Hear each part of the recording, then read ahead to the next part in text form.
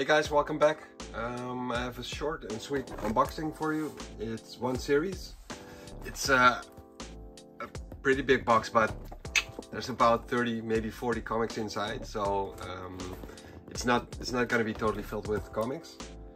It's like I said, it's one series. It's several comics of the New Mutants series, Volume 1, and I was missing a couple of issues from there, so these will make the series a little bit more complete. And some other issues I already have. As usual, looking for upgrades and more completion of the series I have. So let's see which issues are inside. Getting rid of some fillings. As you can see, the box is about half filled with comics, so it's not going to be that long of a video, I don't think. Let me see how it's been packed. Pretty safe, very nice.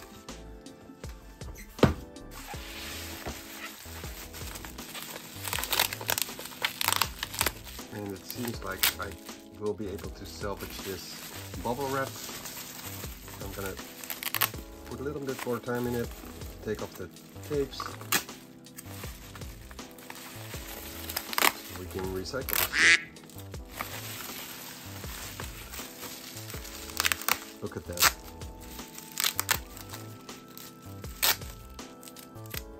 It's wrapped in bubble wrap twice, so that's very secure, very nice. I said twice, but it might even actually be 3 times, so.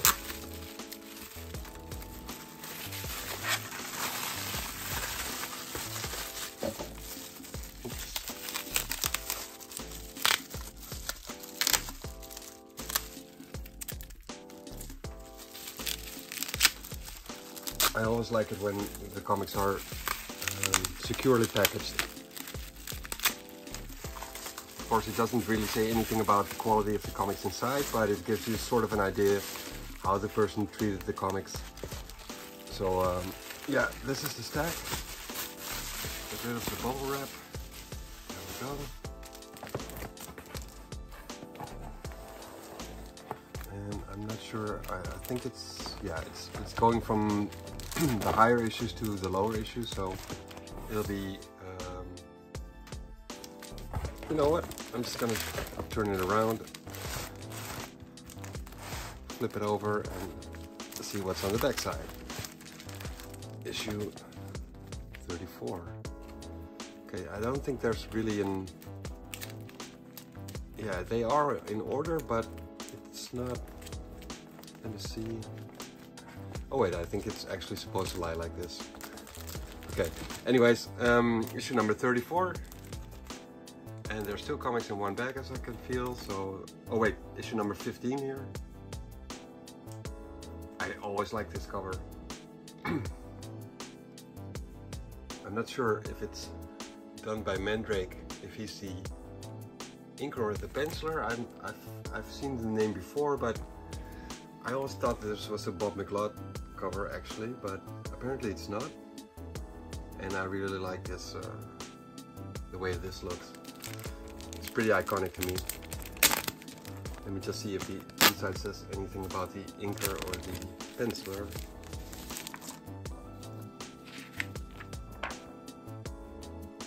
Yeah, so, okay, so, yeah, Tom Mandrake is apparently the inker, and Sal Buscema is the penciler of the interior pages, but that doesn't really say anything about the exterior pages, of course. But I don't really see a Sal Buscema signature here, so it might actually be done by Mandrake himself. I'm not sure. Either way, very nice cover. A little bit yellowed pages. I think the issue, the version of this issue I already had is in a better quality, so I don't think this will be upgrading mine, but I'll see about that. And then we have issue number 34, I said before, done by Steve Laialoa. I'm not that this art.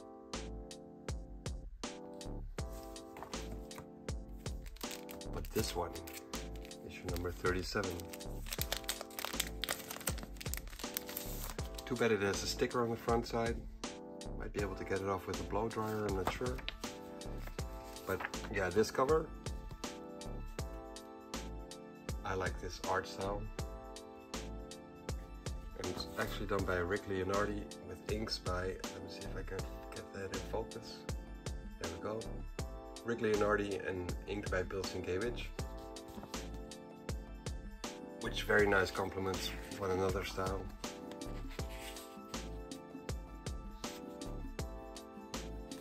That's funny because the interior pages are done by Mary Wilshire and inks with Bill Sienkiewicz, but this looks very much like the art of Bill Sienkiewicz by himself, so you can really see the influence of him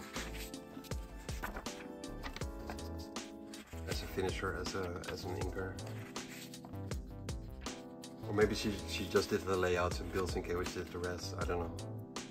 But yeah, looks like classic Sienkiewicz. Too bad about the sticker. I saw this on the pictures when I bought this. I already saw some stickers there, but I figured, well, probably doesn't matter that much. And some have them on the back side as well, so I'll see what I can do about removing those. Issue number 36, and then we have 39.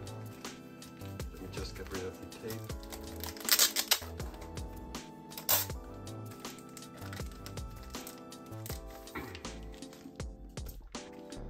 Of course, I prefer my comics with without the price tags on them.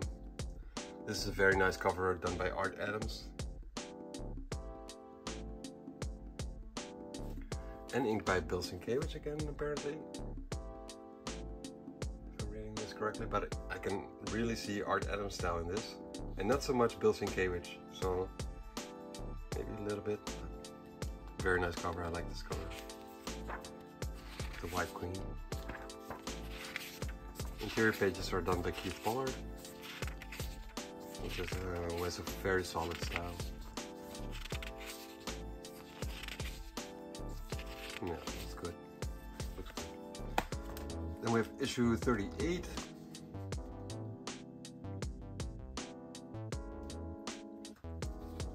Then we have issue number 40, backed with issue number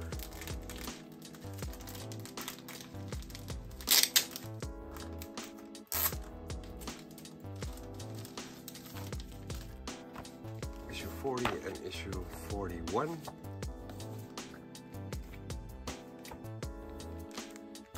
Then we have a tie-in with the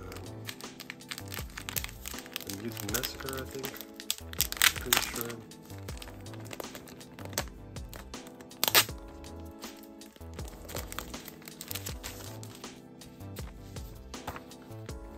This is number 43 and 46.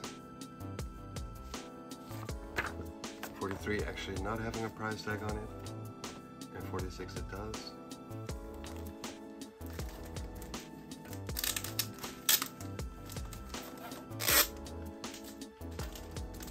Next up is issues 49 and 50. These are all the newsstand editions. I'm always looking for the direct editions because I prefer to have like a Spider-Man logo or a Captain America logo here over just a simple barcode, and I don't care about whether the newsstands are more rare or more valuable. I don't care about that.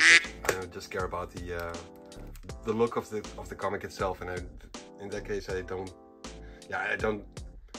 Barcode doesn't do anything for me. I prefer a Spider-Man logo, like for example.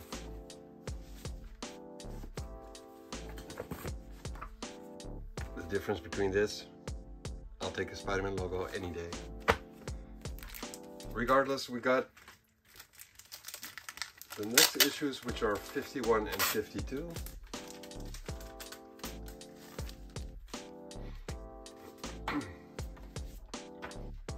Just look at the difference in art styles here.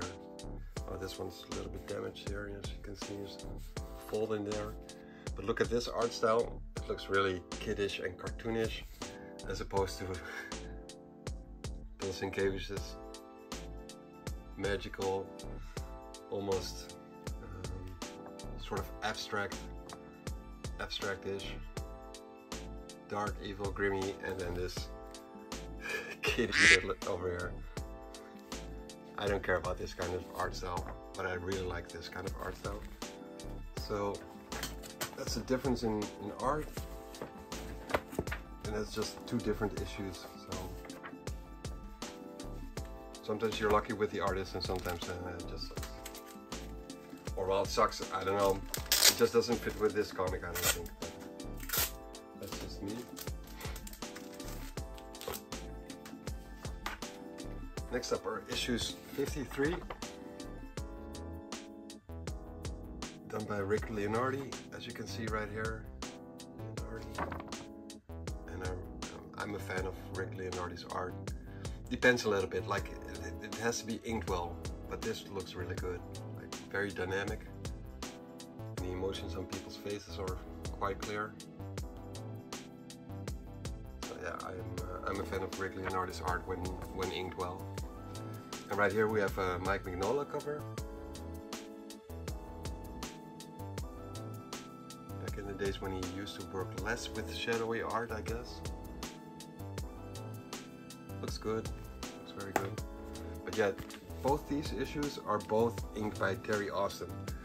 And I think Terry Austin doesn't get the recognition he deserves, because he just makes any art look good, or for some reason. Like, I've known him since the John Byrne era on the Uncanny X-Men, and those issues look great. He really he really embellishes the art of the original artist and just makes it look tight or something, I don't know.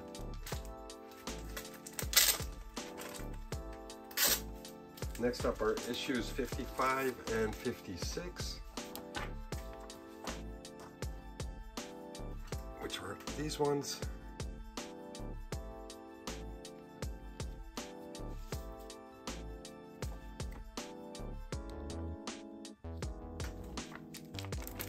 And then we have 57 and 58. Get rid of the tapes so they don't damage the books. 57 and 58. Fall of the Mutants is coming, beware, beware. And then we have, there's no 59 in there, I don't think. Let's check. 58, and then we go to 60.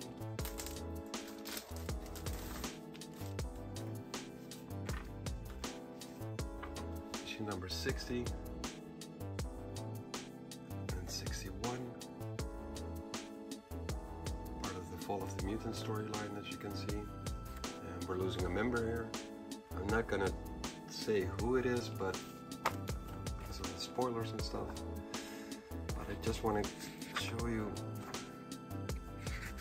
the art of Brad Blevins, who had a pretty big run on the New Mutants, the mid and later issues, and he has a certain specific art style which makes the kids look like they're really kids, like not bulky, overpowered superheroes, but just like scrawny little teenagers. So that really complements the feel, the vibe of the comic, and his facial expressions are like really good. And he has a certain specific art style. You pretty much immediately recognize Brad Blevins when he's doing the pencils. People always talk about Bob McLeod, Sal Buscema, Bill Sienkiewicz's, and of course in the later issues Rob Liefeld. But yeah, Brad Blevins deserves some recognition as well, at least in my opinion. Issue 60, 61, then we have issue 62.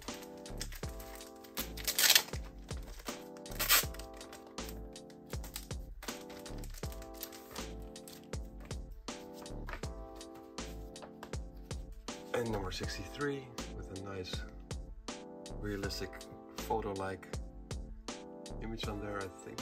Yeah, I'm pretty sure. Yeah, that's got to be Kitty Pryde with Lockheed on her shoulders. I'm not familiar with his story, so we'll get there eventually. And issue 62, not sure what's happening in there. Seems to be the Hellions, I guess. Looks like it. Yeah, it's the Hellions. So the Hellions are like the evil version of the New Mutants team.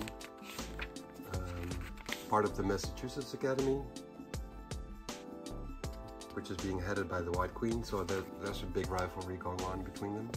I'm not familiar with these stories, so I don't know what's going on in there, but we'll figure it out.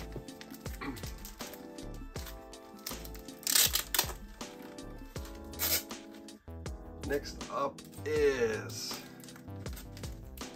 issues 64 and 65, and as you can see, the issues themselves, apart from the earlier ones with the stickers on it and the one with the fold, they look really nice. Like maybe a little bit of discoloration right here, but hardly any spine ticks on them, sharp edges, so yeah, this looks pretty good. I think I'll be able to upgrade some of the comics I have. Issue 64 and 65 with a very nice cover. Again, it's gotta be Brett Blevins, I'm pretty sure. But just look at all the stuff that's happening here and the difference in body types. Just looks really good. A little bit of a close-up. Because Freedom Force, the former Brotherhood of Evil Mutants, Warlock being strangled there by Blob, Ileana, Spiral, Rain, Cannonball, Crimson, what's his face? Can't come up with his name. Crimson,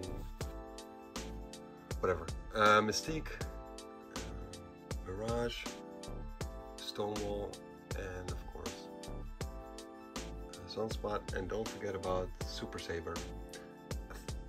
I'm thinking Crimson Commando, but I'm not entirely sure about that. But yeah, the interior page is done by Brett Blevins. Let me just see if he's being mentioned somewhere, because now I want to know.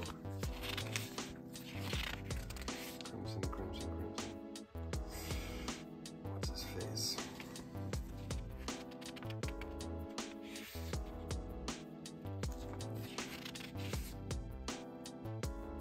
Pretty sure it's Crimson Commando. Well, it's being called Commando here, so yeah, it's probably gonna be Crimson Commando. Either way, minor character. I like the Freedom Force team. Annoying fuck they were.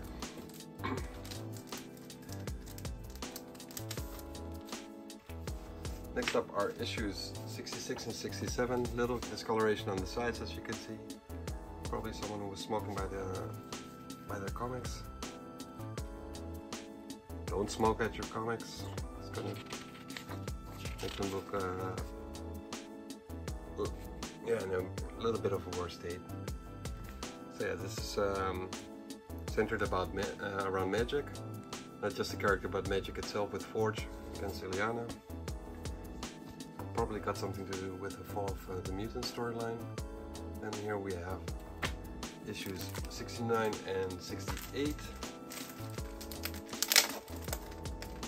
Well, I said it was going to be a short video, but we're already 18-19 minutes in, I can see, so 68 and 69 with Gossamer. And then we're going into the Inferno storyline.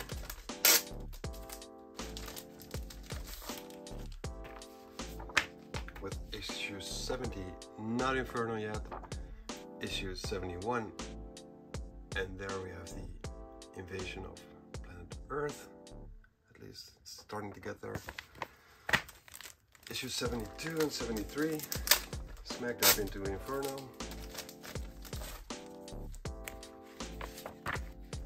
With a double-sized 73,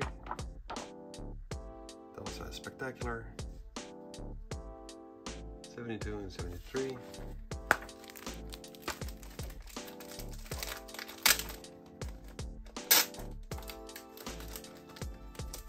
And then we have 74, and 75, and this one has art by John Byrne and ink by Bob McLeod, the earlier penciler and later inker of the series. A little bit of secretive there, but yeah, I would have to say that Bob McLeod does not really complement John Byrne's artwork that much.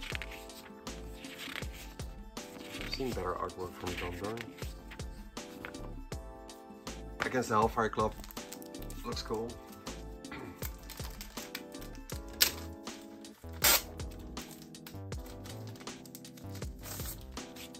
Next up is issues 76 and 77.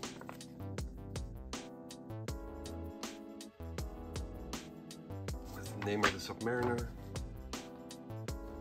And here we have Richter and Rusty, who are gonna be somewhat joining the team, or the cast, I should say, probably.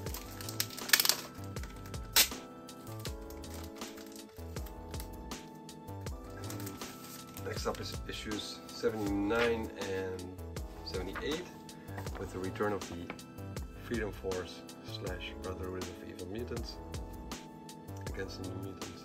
Once again, art done by Rick Leonardi. At least the cover. I don't think the insides are, but let me just check.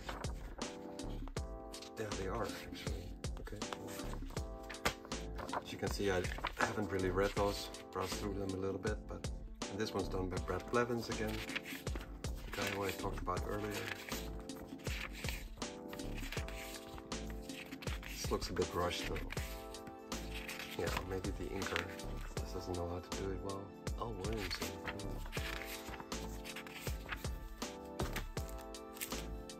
Then we go to issues 80 and 81.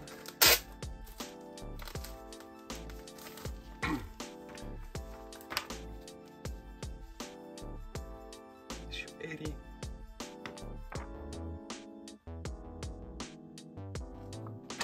And 81. And if you've seen the recent Thor movie, you know you're familiar with Hercules, which is this guy.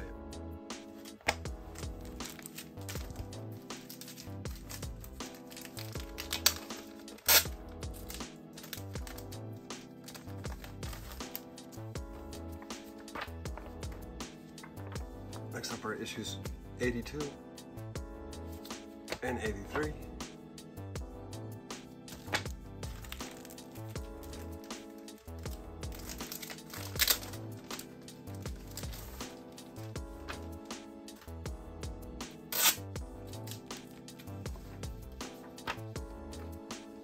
Issue 84, the final issue of Acts of Vengeance, where they're oh wait, the first issue of Acts of Vengeance, and they're fighting Hela from Asgard, I think.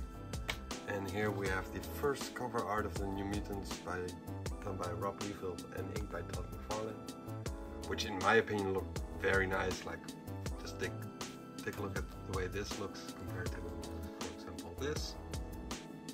I'll take this any day. But yeah, McFarlane knew how to complement Rob Liefeld's his art, but it's only the cover, and the interior pages are done by Jeff Isherwood. And then we're skipping all the Rob Liefeld issues apart from issue number 99. And I sort of was hoping that I would find them. It's always hard with covers which have a lot of blank space, like the white. They discolor pretty easily, so I was hoping for this one to be a little bit more whitish, but sadly there's this smoking, or at least I think it's done coming from smoke. You can see it's a little bit yellowish brownish. Apart from that, it looks in really good condition, so I was hoping for it to be more white, to have a good upgrade. And issue number 100, also done by Rob Liefeld. And yeah, when I read this, when I bought this when it came out, I really like this. Looking back on it now, you can see why some people don't like Rob Liefeld's art, but still, like, there's yeah, a lot of the same faces, no backgrounds, hardly any feet,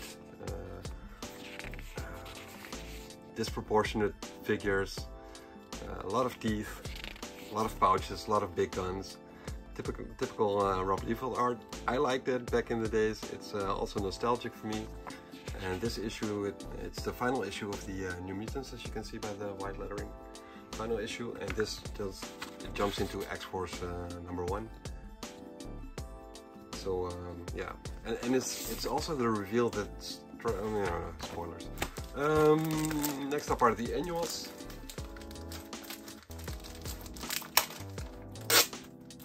We're starting off with annual number 3.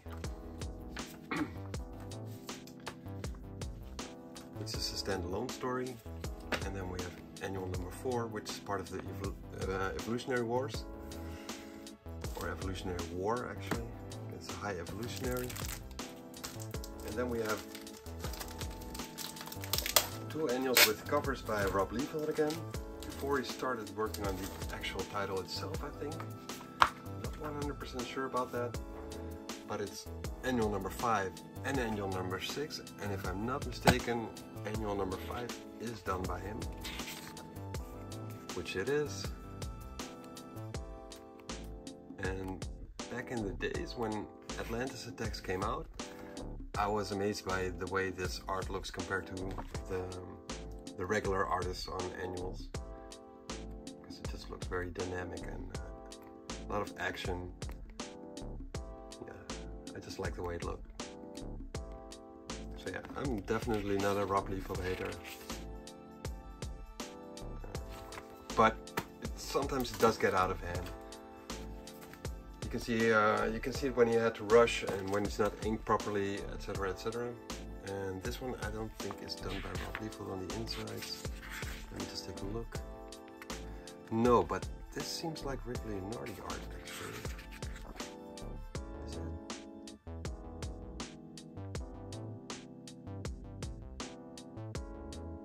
No, it's not. Okay, this sort of does look like Ridley and Nardi pose. Oh wait, yeah, here you can see it's not Ridley and Nardi. Nor is it Rob Liefeld. I'm not a fan of Terry Shoemaker.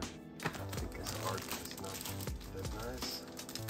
So we'll just move on to annual number 6, no, number 7.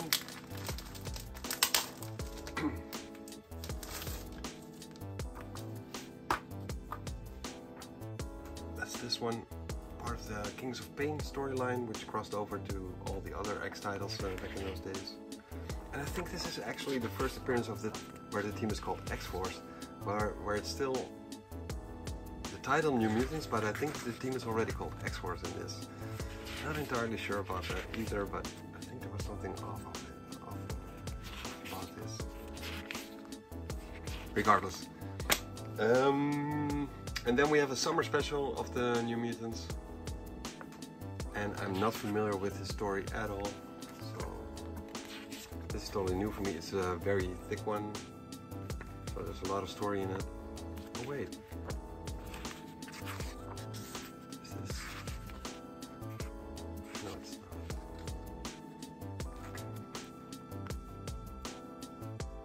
I was thinking that I was familiar with the story, but apparently I'm not. And also,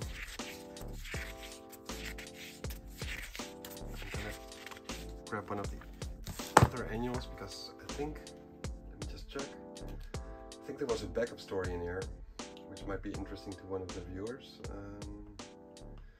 if I can find it and if I'm not mistaken. So let me just take a quick look. It wasn't this one, maybe it's this one.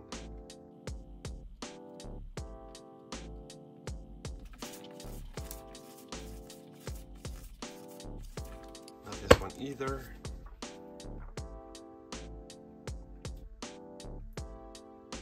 Yeah, okay, so it's this one.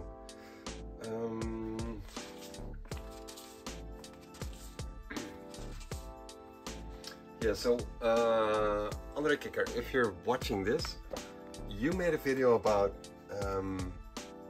the school agendas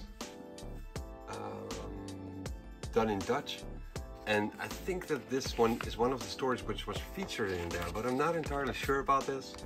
It's a story about Boom Boom looking for a nice guy, blah blah blah, and then eventually they're going with, she's breaking the fourth wall and she's talking to the penciler, give me a nice, cute, good looking, handsome guy. So he draws Spider-Man and then go to Reed Richards, and so Storm catches up on them and blah blah blah.